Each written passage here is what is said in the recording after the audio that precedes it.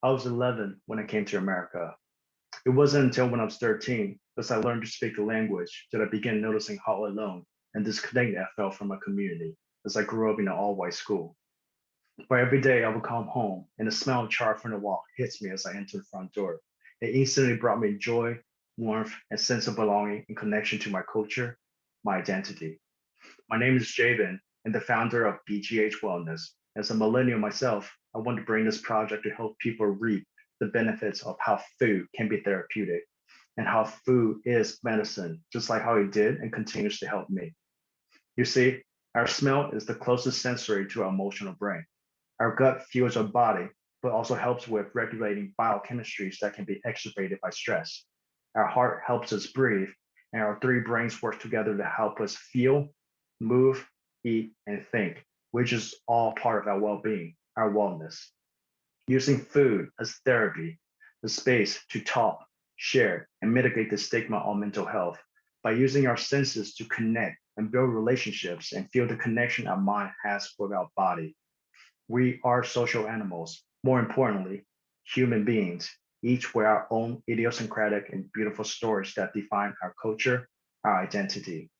Studies have shown that people are happier and healthier when they follow a traditional diet that is wholesome, culturally appropriate, and part of their history.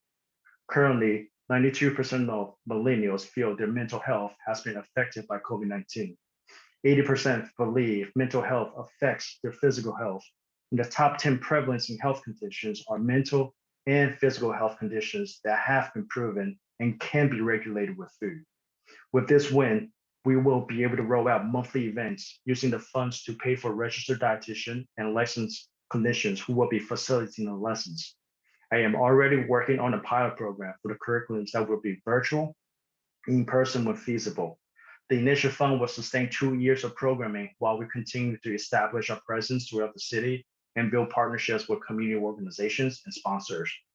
I am in the process of securing an IRB approval and approaching this project from a research standpoint to secure future grants by showing the needs for this project on millennials' wellness.